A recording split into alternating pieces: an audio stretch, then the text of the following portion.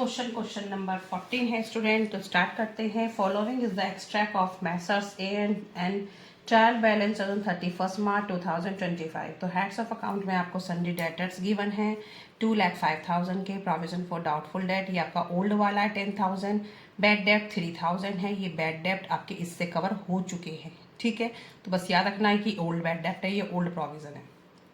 Additional information में further bad डेप्ट ये आपके न्यू बैड डेप्ट है। और जो नया प्रोविजन मेंटेन करना है, maintain the provision doubtful debt 10% on debtor. तो ये 10% डेटर पे मेंटेन करना है, ठीक है। तो पहले तो स्टूडेंट में थोड़ा सा वर्किंग नोट करूंगी जिससे कि आपको समझ आ जाए कि हमें किस तरीके से ट्रीटमेंट करना है। तो देखिए, वर्किंग नोट में इधर कर देती हूँ। डेटर है मेरे 2,05,000 के, ठीक है। इसमें से लेस करेंगे न्यू बैड डेप्ट, इसी को बोलते हैं फर्दर बैड डेप्ट, एडिशनल बैड डेप्ट, सब एक ही बात है। फर्दर बैड डेप्ट, ये मैंने दोनों ही नाम लिख दिए इसके। 5,000, क्योंकि पुराना वाला बैड डेप्ट तो कवर हो चुका है, लेकिन जो नया बैड डेप्ट है, नया नुकसान है, वो इस डेटर से कवर करना है। तो अब आपके डेटर आए 2 लाख के, ठीक है। ये 2 लाख के आ गए डेटर आपके। अब आपको मेंटेन जो करना है प्रोविजन, वो इस पे करना है, नए बैड डेप्ट माइनस करके। जब भी हम, हमेशा की बात बता रही हूँ मैं, जब भी आप प्रोविजन मेंटेन करेंगे, अगर आपके पास फर्दर बैड डेप्ट, एडिशनल बैड डेप्ट, न्यू बैड डेप्ट हैं, तो उसे माइनस करने के बाद ही करेंगे। तो प्रोविजन फॉर डाउटफुल डेप्ट 5%, सॉरी 10%, ठीक है। 2 लाख का 10% कितना हो जाएगा? 20,000। ये आ जाएगा आपका 1,80,000, ठीक है। अब ये अमाउंट हमें कहाँ शो करना है? 1,80,000, ये हम बैलेंस शीट में शो करेंगे, ठीक है। ये ट्रीटमेंट आप करके दिखा देना, कोई गलती नहीं है, आपको इसी तरीके से ट्रीट करना है, ठीक है। अब हमें P&L में कैसे शो करना है? प्रॉफिट एंड लॉस अकाउंट में और डेबिट साइड में, ठीक है। तो किस तरीके से, मैंने पहले भी बताया है। पहले आप लेंगे ओल्ड बैड डेप्ट। ये मैं ओल्ड इसलिए लिख रही हूँ स्टूडेंट, आपके समझने के लिए। आप नहीं भी लिखेंगे, खाली बैड डेप्ट लिखना, कोई प्रॉब्लम नहीं है, लेकिन ओल्ड मैं अब इसलिए लिख रही हूँ क्योंकि आपको पता हो जो ट्रायल बैलेंस के अंदर है वो ओल्ड है। तो आप उसे लिखेंगे 3,000, प्लस ही करने हैं सब। न्यू बैड डेप्ट, 5,000, कितने हुए? 8,000, प्लस न्यू प्रोविज़न, कितना है? 20,000, less old provision. Old provision कितना है? 10,000, ठीक है। अब यहाँ तक का अमाउंट मेरा आ गया 28 मेरा ये सब है। इसमें से ओल्ड प्रोविज़न माइनस कर देंगे कि ओल्ड प्रोविज़न ने इतने खर्चों को मेंटेन करा। अभी भी बच रहा है कितना? 18,000 की लायबिलिटी बढ़ी हुई है। तो 18,000 हम कहाँ दिखाएंगे अब? P&L में, P&L के डेबिट साइड में। ये अमाउंट P&L के डेबिट साइड में आएगा, ये अमाउंट 18,000, ठीक है। आप इस तरीके से करें, आप इस तरीके से भी कर सकते हैं। 5 और 3 कितने हो गए? 8 हो गए। 8 आप कहाँ से कवर कर लेंगे? ओल्ड प्रोविजन से कर लो। 2 बच रहे हैं, 2 वो बचे हुए हैं। नया प्रोविजन आपने 20,000 का रखा, 20 में से 2 माइनस गए, तब भी 18,000।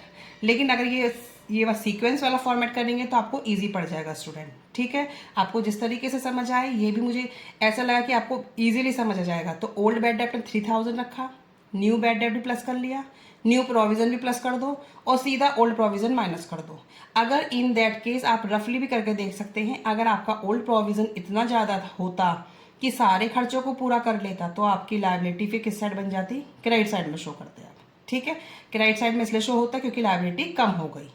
ये ओल्ड प्रोविजन अगर मेरा होता 38,000 का, ये ऊपर तीनों खर्चे मेरे बैठे 28 के, और ओल्ड प्रोविजन सबको कवर कर लेता और उसके बाद भी बच जाता, तो हम इसे क्रेडिट साइड में शो करते हैं, ठीक है स्टूडेंट।